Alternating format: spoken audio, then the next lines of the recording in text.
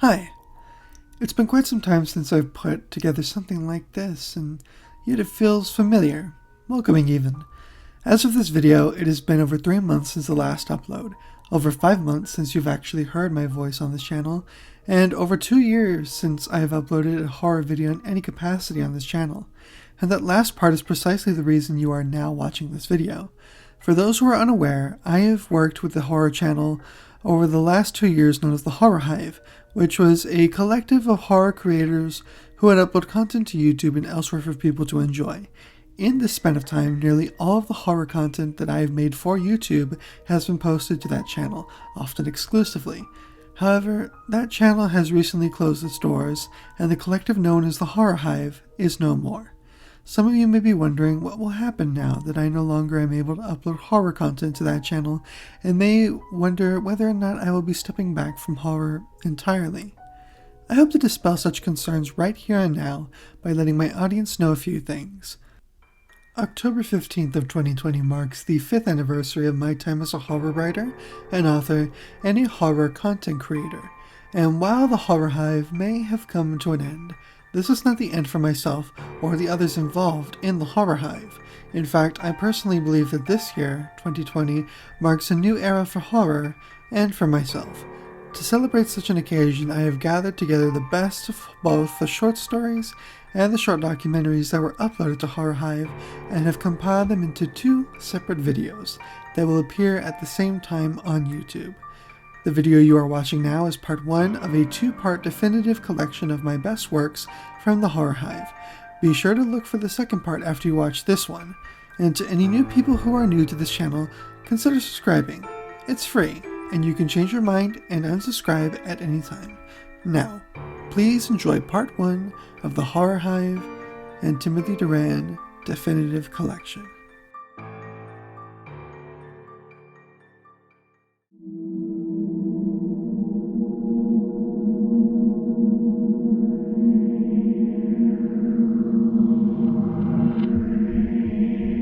Horror Hive.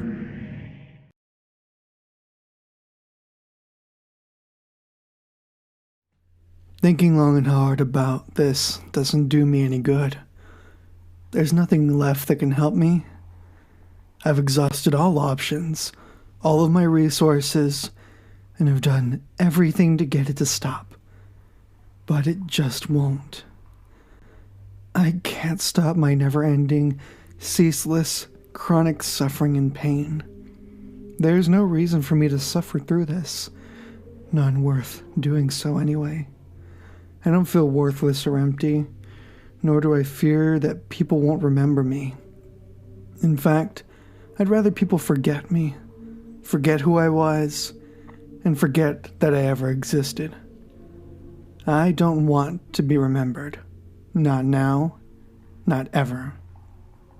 The only thing in the world that I want to do is die.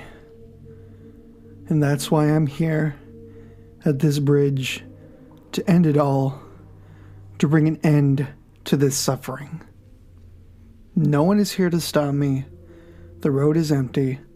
No cars are coming. No cyclists are zooming by. No one lives within even a close proximity to where I am. All there is a nearby cave and the hundreds of feet below this bridge that make up my drop. No one here would care if I was gone anyways. Long gone are my days in the limelight. I don't care about the sorrow of others. No amount of sadness or pity will stop me from ending my life here and now. This was my mentality for what felt like just a few moments ago. Over the course of what felt like just a few moments, I took the plunge off of this bridge, having full intentions on taking my own life. By the moment I was about to hit the ground, I was back on the bridge, my body oriented towards the ground. I fell back onto the guardrail, gasping for air. Having expected my body to be crushed by gravity once I had made contact with the ground. Only then did the horrors begin for me. From the cave nearby, I began to hear an echoing voice, calling out to me. "You're looking a bit pale there, kiddo." My neck nearly popped as it snapped in the direction of the voice. "What you doing up there? You look like you're close enough to fall. What you doing, champ?" It sounded just like the voice of someone I knew from long ago, like a coach or mentor that I had at one point in time. I couldn't see where it was coming from, but it sounded like it was emanating from that cave. I peered down at the entrance from where I stood, but I couldn't make out anyone down at the entrance. The voice spoke again. This time, it questioned me, with a snarl interlacing the voice. "I asked you a question, didn't I? What you doing up there?" I found myself stuttering out of fear, but managed to reply, I came here to jump off of the bridge." The voice roared with laughter. "Well, are you gonna do it? There's no point in wasting your time if you're not gonna do it." I looked down at the ground again, contemplating my choices and weighing the consequences of jumping. Something I had done before but was now reconsidering. This voice, whatever it was or whoever it belonged to, it made me start to reconsider my initial decision to stand up on this bridge. That was until it changed its tune. Like the flip of a dime, the voice snarled at me again. "Then why don't you jump?" I asked sheepishly. "Why do you want me to jump?"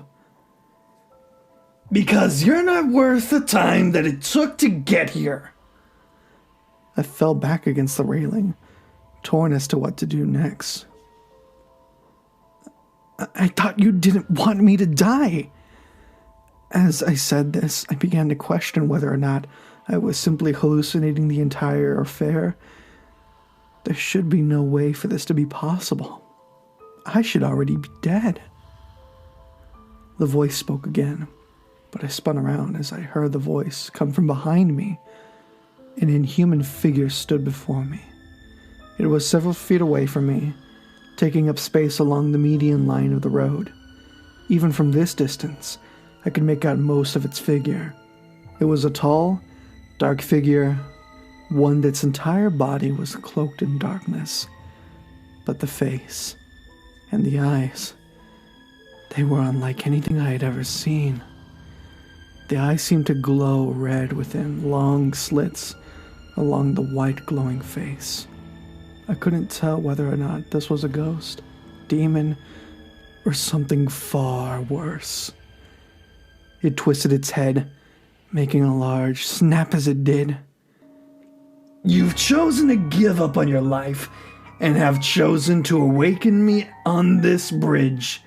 If you do not release yourself now, I will claim your soul as my own and use you to help me fight the Elder One. Make your choice now, kiddo. I'm running out of patience." I turned back to face the edge of the bridge.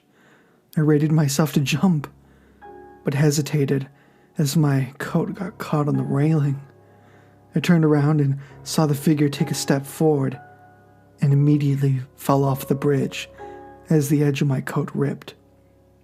I was back up on the bridge again, only this time the part of my jacket that ripped was still there on the railing where it tore during my last fall. The figure laughed at me again. "Don't you get it yet, cool cat? You've got to give up your soul and let go of all of your lives." I didn't understand this madness at first when I took my first jump, but now it all made sense. I had a number of lives I had to make it through before I could truly die, and this thing wanted me dead. But with the threat of a possible fate worse than death on the line, I had to try to escape. I tried to run left, but the figure materialized itself there. I tried to run around, and around the figure was facing me again. In the exact same position on the other side of the bridge.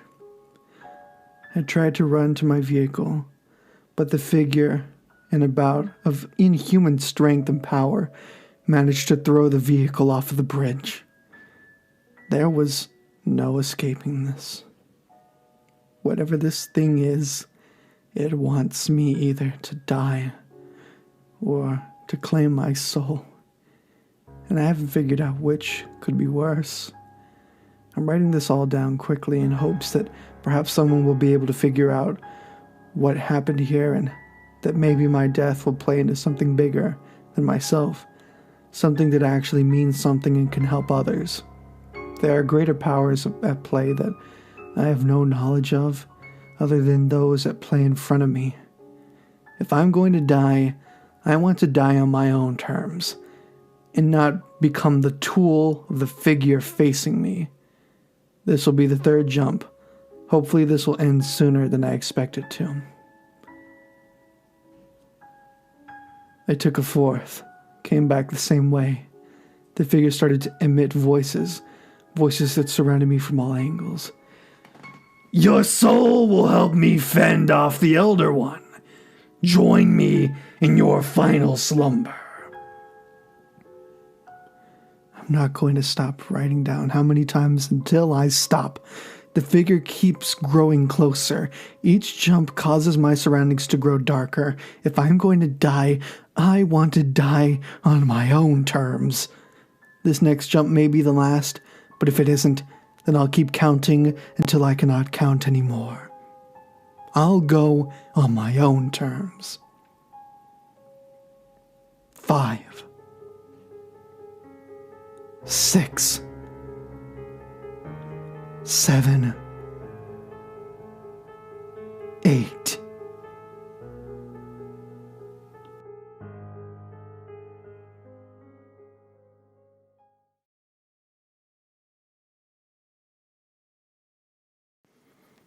I feel that sometimes I get caught up in thought. My friends always tell me that I put too much focus on what I do for others, and tend to slip out of focus when it comes to my actual life. I tend to focus too much on my research and classes than I do anything else. I ended up breaking off my last relationship because I felt that my work was getting in the way, but I couldn't stop myself. I'm too close to curing Alzheimer's disease now. I can't just drop everything for this one person, especially when that person might benefit from this discovery. Those relationships are petty anyways. Finding actual love is very rare, and everyone has at least one divorce in their lifetime. Well, maybe not everyone, but a lot of people do. People in general just take up too much time. I usually have time to work with people and animals who are working just as hard as I am to cure this disease, but only them. I feel no one supports me well enough to let me work all the time. Not even my boss understands. I'm so close! I can't afford to waste any time on people. The cure I've been developing is already moving on to the second stage of animal testing.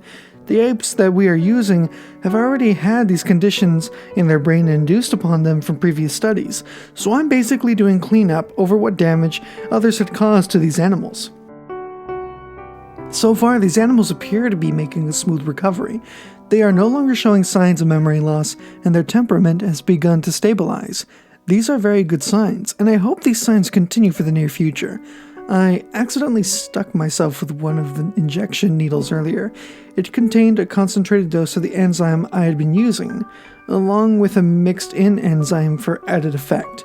I didn't receive the full dose, which is a good sign, but I'm starting to space out more, and I'm starting to get a bit more hungry. These cravings started out simple. I craved a bit here and there, a soda, simple things that I could get from a vending machine within the building. But then I started to crave meat. Not just any kind of meat though, stringy meat. To satisfy this craving, I went out and bought some jerky from the vending machine. Simple enough. It was satisfying enough for me while I worked on compiling the data from the previous experiment, but the cravings were starting to build up, and I continued to go into deep thought. I spaced out and 5 minutes had passed. All of my chips and jerky were gone, and I had 2 new bags of jerky. I wasn't sure where they came from, but I could go and investigate this new discovery. But my computer interrupted my thinking process and began signaling back to me that it was time for me to go and check on the apes again. Same results, slow progress, but at least I'm receiving progress, except for one of the apes. One of the apes looks like it is hardly awake. It can barely sit upright, and it just has drool hanging at the end of its mouth. Oh well, I suppose test trial 8 was a bust. But isn't that the needle I stuck myself with? Maybe. But it doesn't matter, it just seems like its behavior changed. Its food tray seems empty, so I decided to fill it up again. The ape didn't immediately move to greet me. It just stared blankly at me. I left the room and came back with a larger plate of food. When I came back, the ape stared very intently at me, like I was some prey or enemy that it wanted to attack. It flared its nostrils and stared at the food. It began pounding on its chest, demanding that I put the plate down. I freaked out and nearly dropped the plate as I placed it down. The ape shoved me out of the way and began devouring the plate of food so quickly that I couldn't look away for a single moment. It began pounding on its chest again. The animal demanded for more food. I'd never seen anything like this before. I closed the door behind me and ran out as the ape began to bang on the door, demanding for more. I arrived back with an enormous bag of food and rushed back to the door as quickly as I could. As soon as I opened the door, the ape grabbed the food with one arm and shoved me out of the door. It shut the door behind it and threw the bag onto the floor. It began tearing violently at the casing that was the bag and began ripping out handfuls of food and devouring it. I watched intently at the ape, and after only 2 handfuls of food, the ape growled at me and began pounding on his chest again. I moved out of the way of the window and locked the door. The ape stopped pounding and went back to savagely devouring the enormous bag of food. It was truly odd, but the ape wasn't showing any signs of aggression towards the other apes. In fact, most of the other apes seemed to be hiding and sleeping in the corners of their own rooms, as if they were trying to keep away from the aggressive ape. I decided to head back and began logging in this new information. I began typing away on my research documents. Update: Subject 8 reacted very hostile after receiving injections from formula number 8. The ape began to show erratic and aggressive behavior towards me and has a very unusually large appetite. It devours through several servings of food and demands more. Subject 8 will be left in isolation for the next few hours until further observations can be made. After I finished typing in the update, I went into deep thought again and spaced out. I checked my computer to see how much time had passed. 1 hour had gone by and there were some new forms of food on my work table. There were more bags of jerky, about 8 more, and several bags of chips that were all empty, as well as a freshly opened bag of cookies, one of which I had held in my right hand. Suddenly, I felt very hungry and began to finish off the cookies. I was starting to feel the hunger. I had a strong craving, a craving for meat, one that I would not be able to satisfy until my work was done for the night. As strange as it was, I decided that it would be best to end work early for the night and try to go and find some real food to eat. I went back to check the experiment rooms, but what I saw left me in shock. I saw 5 of the 8 doors open, and a rotten smell was emerging from them. I began to look in each of the rooms and saw blood and fecal matter splattered across all of the rooms. I immediately felt sick and began to vomit on the floor of room 2. The apes were gone from this room, but hair and signs of struggle were clearly visible. The doors looked like they had been torn from their hinges. I nearly jumped out of my skin as I heard the loudest shriek I have heard in my life come from it. And then I heard that horrible sound. Subject 8 was pounding furiously on its chest, and I began to hear more and more of the shrieks and shrieking coming from room 8. I began to hear bones snapping, tendons tearing, The horrible sound of body parts being ripped apart filled the hallway, and I began to feel true terror. What the fuck had happened to Subject 8?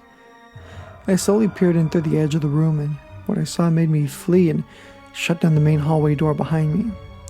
I saw Subject 8 eating the remains of one of the other apes and trying to crack another ape's skull open. The other apes were in a pile of muscles and tendons, having been torn off their bones and devoured savagely. Each of their skulls had been pounded open and their brains removed. It was now devouring the brain of its last subject. I didn't have time to think. I ran out of the hallway and slammed the hallway door behind me. Subject 8 began to run out of its room and slammed its body against the door. Thankfully, this door was much sturdier than the doors that contained the subjects. I began to barricade the door, moving shelves and cupboards in front of the door. I began to place boxes in front of the cupboards and blocked off the sides to the door as well to help prevent it from opening. I began frantically writing up a new update on my research. Update: Subject 8 has broken free from its room and has begun to kill and consume the other subjects. Subject 8 is showing irrational aggression and has a taste for meat. The test has failed, and I am requesting immediate assistance. I repeat, immediate assistance. I submitted in the update in the database and began to pack my things. I grabbed a trash can and swept the empty bags into it. I packed up my laptop and began to grab my coat. Right as I was about to leave the lab, I entered into another deep thought and spaced out. When I regained focus, the alarm had been triggered. The alarm we have set if a disease outbreak has occurred. But what I saw next horrified me even more than anything I had seen yet. I saw on the floor next to the alarm lever was my dead lab partner. He went home for the night, but must have come back to check up on me. Both of his arms were ripped off, and his face was badly beaten. I tried to help him, but then I saw the blood on my hands. My arms were drenched in blood, and I noticed that my lips were covered in blood as well. It was then I noticed that his arms had both been placed beside him and showed teeth marks on them. Human teeth marks. I began to cry in the realization that the formula from Test 8 had turned me into some form of monster. These moments of deep thought I had been having were moments of enraged hunger that was quickly causing my mind to deteriorate. I began to hear more banging coming from within the testing hallway. I peered through one of the windows to the hall and saw 2 more subjects. Subject 7 and 3 had both joined Subject 8 in trying to break down the door. It was at this moment that I ripped out my laptop from my bag and began to write up the events of this evening. Test 8 has brought this entire experiment crashing down, and my research has concluded. The enzymes within Serum 8 have created a disease that causes the brain to deteriorate and demands a high caloric intake to satisfy the hunger that is induced. This disease is contagious and will most likely be unable to be contained. If you are reading this now, run. Subjects 3, 7, and 8 have all likely broken free and are roaming around, killing and eating everything in sight, and infecting new hosts. My mind is starting to go blank, and I'm feeling the hunger as well. Please, if you are reading this, take shelter now.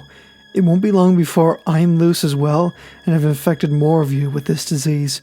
The 3 subjects are about to break through the door as I type this. If you become bitten and have any heart for humanity, please isolate yourself from everyone else, because when you begin to experience those deep thoughts and begin to space out, everyone around you will suffer a terrible fate.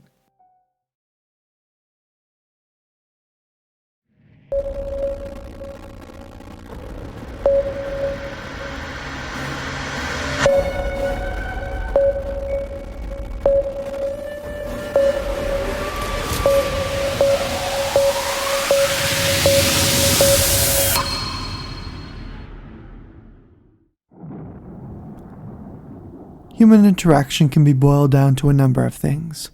We have sex, we long for power, we strive to succeed, we strive to reproduce, we try to understand ourselves, we try to understand everything around us, and fail miserably at understanding a fraction of it, and finally, we prepare ourselves for death. Those are some common aspects of what we might consider to be the human experience.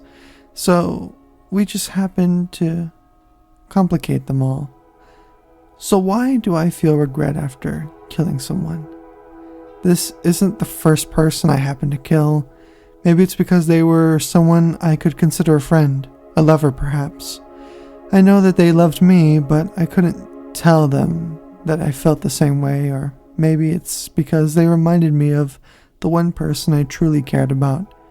It's a shame she passed away, especially when I needed her guidance and her compassion the most. I used to wonder what it would feel like to die, to finally cease existing, to feel truly dead.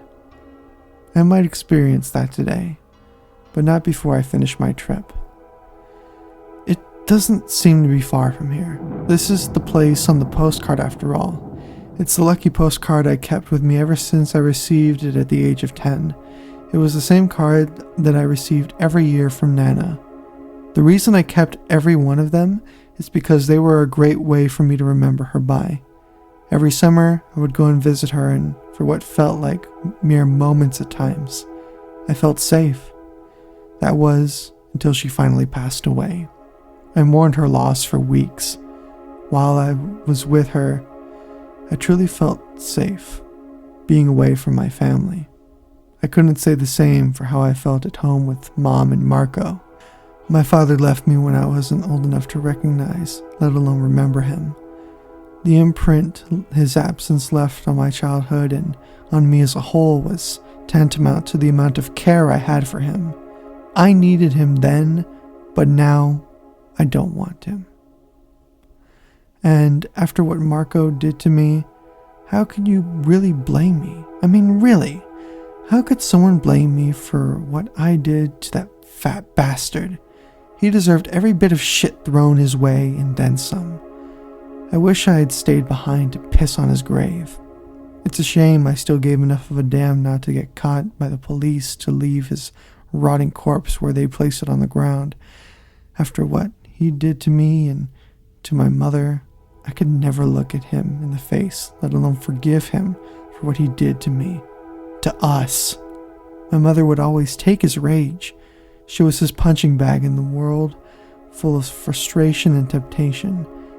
Anything that Marco found to be infuriating, he would take it out on her. It didn't matter if the simple stuff in life was going good. He would always look for something to be upset over. And when he reached his boiling point, he made his intentions clear by the marks he made on my mother's back and on my face. She always tried to protect me, sending me off to my room to await my poor mother hobbling to my room after another beating to try and comfort me. The amount of times our tears covered our faces and soiled our clothes in the blanket of my bed are too many to count. But to someone like Marco, that wasn't what really got his rocks off. One night, Marco decided to head to my room rather than to my mom's bedroom. He tried to talk me up. "Hey, Ivan, mind if I have a seat on your bed?" I didn't know what he was trying to do until he placed his arm on my thigh and flipped me over before I could say anything. As vicious and violent as he was, it was his more affectionate and passionate side I feared the most. I never thought he would do something like that to me, let alone after how much he would hit me and my mother.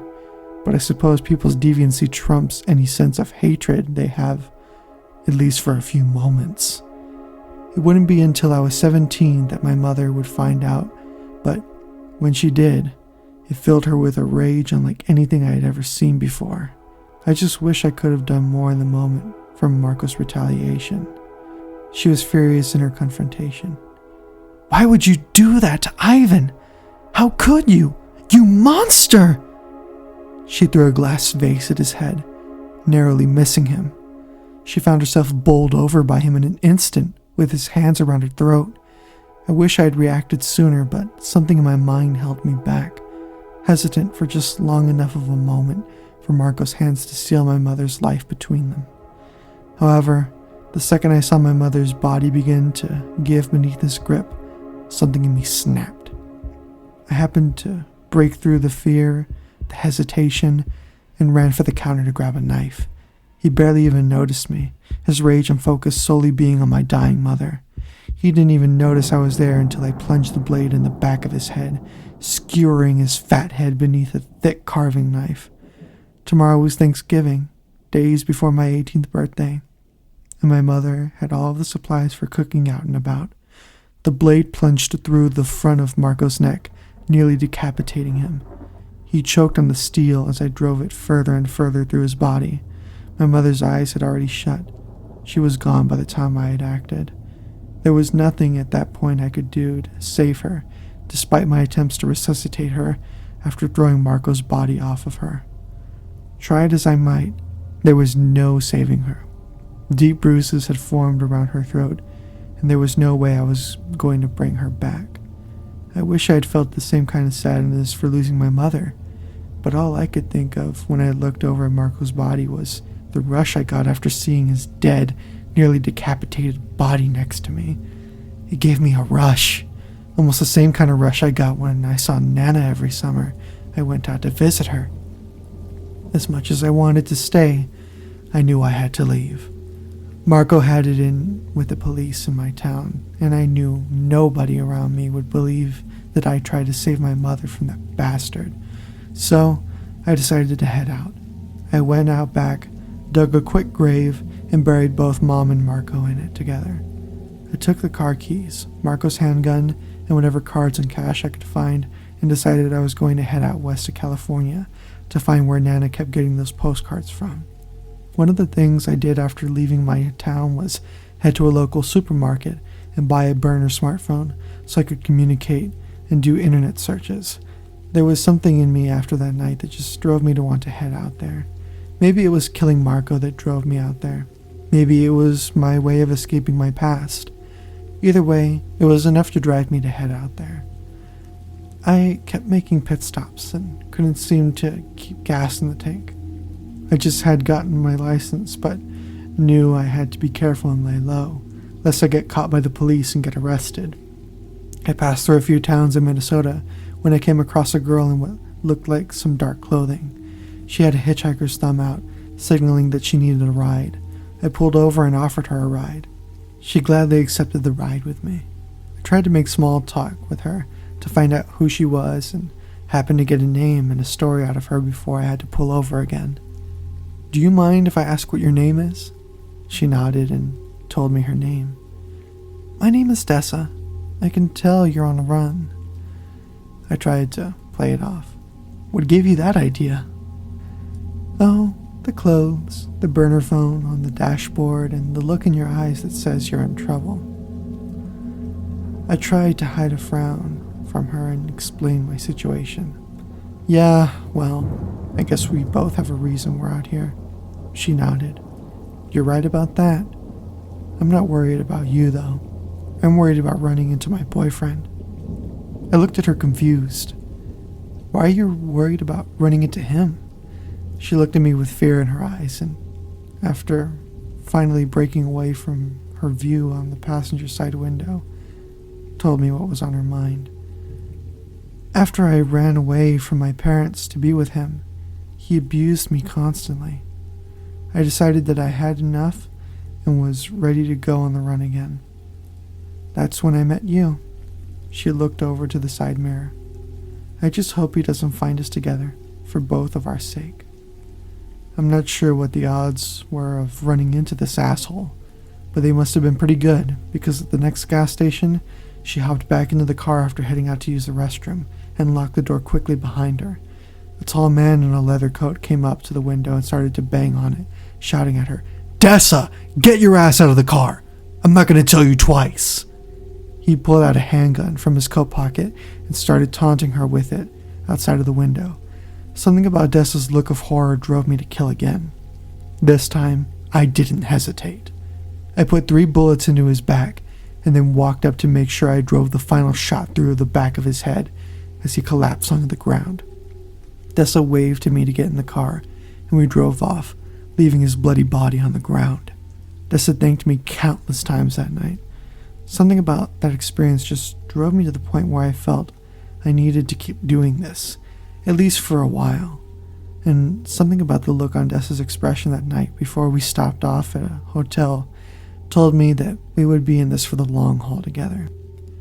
We had sex that night, and it was like almost nothing else I had experienced before. I felt a certain sense of euphoria when my body was wrapped in hers.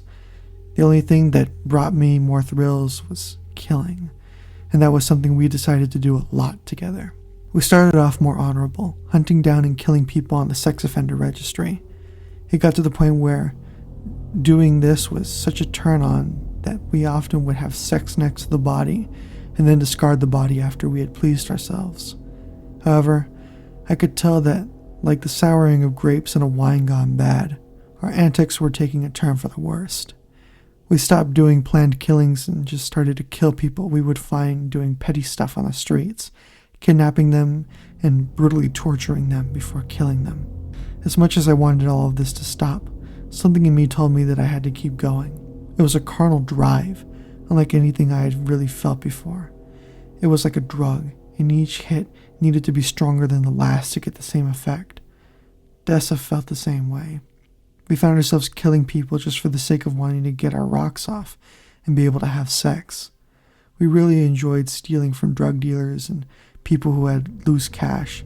That way we couldn't be traced as easily with debit cards or credit cards. I loved taking her to get sexy clothing and lingerie that she would wear underneath her darker clothing. It made the experience of killing someone and having sex afterward all the more appealing. There's only so much you can distract yourself from when a rotting corpse starts to empty its bowels around you, but the sweet smell of metallic blood often serves as a nice perfume for her. I couldn't say that I loved Dessa, but she was probably the closest person I ever had felt affectionate to that wasn't my Nana. To her credit, though, sex and killing did serve as good substitute at times. I had almost forgotten about my plan to go and get the postcard my Nana had always sent to me every Christmas. I had gotten so caught up in the noxious fumes of blood and sex that I had almost forgotten the reason I had wanted to head out there in the first place. I told Dessa what I had wanted to do the first night we were together, and she agreed to accompany me to find that card. But we both had forgotten about that and had gotten addicted to a life of stealing, killing, raping, and taboo sexual intercourse. Normal drugs just wouldn't do, although we substituted our normal cravings with the harder stuff to get by. Good quality meth was hard to come by and wasn't cheap, but with how many people we killed and how much we stole, it wasn't hard to make those ends meet. Maybe, in another life, I would have decided to become a meth dealer and have made more money than I do now, but that is something for another lifetime, if something like that exists. I wish I felt bad for what happened just now, but I can't say that I do. As much as Dessa and I had a connection, it wasn't hard to sever that connection when I had to. We were out on the highway at night, crossing through Oregon as we started to pass into some northern California forests. I was excited as some of the trees seemed familiar. They resembled the trees on the postcards that Nana would send me every Christmas. I started to speed up down the road. Dessa was hyped up on some meth that I had brought and didn't have her seatbelt on. I should have put my arm in front of her, but I wasn't paying attention.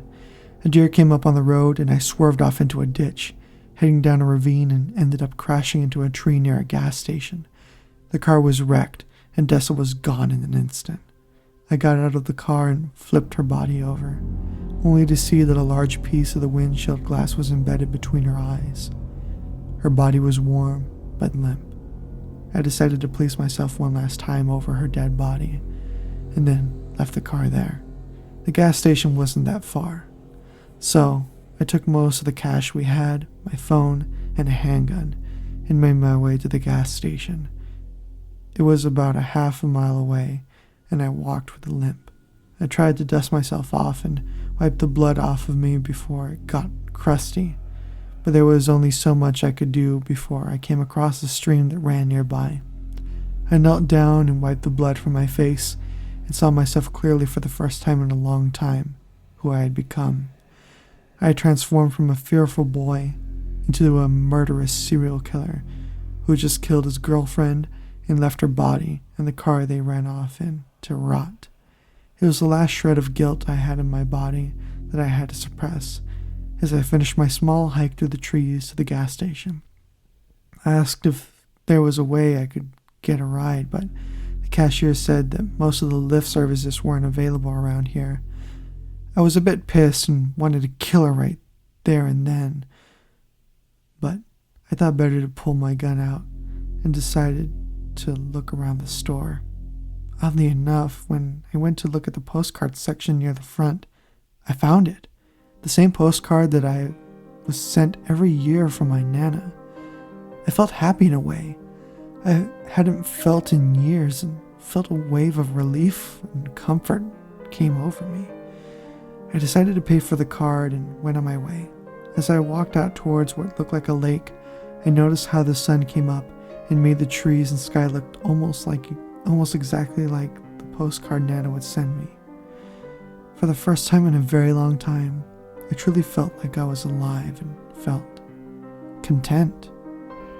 I figured I would write all of this down in case the cops find my body and want to know what the hell happened to me to get me to kill myself by a random lake in the middle of nowhere. I'm sure the poor bastards who had to read this note on my phone are going to be horrified to know how many people I killed and how many times I had sex with Dessa next to their mutilated corpses. None of that matters anymore, though. You can think of me as a monster, a killer, a psychopath, or something worse than all of those things combined. But know this, I wasn't always this way. It just takes one moment of passion to change everything. All it takes is someone's hand around someone's throat, someone's flesh up against yours, someone's handgun being waved in your face for you to snap and become something like me. Maybe you'll do better than me. Maybe you'll do worse. Maybe you won't know that until you're dead like me. I couldn't tell you. All I can tell you now is that even after killing, raping, and mutilating all of those people and losing everyone I had ever cared about, I finally have my postcard from Nana, and I can say with confidence that I have no regrets.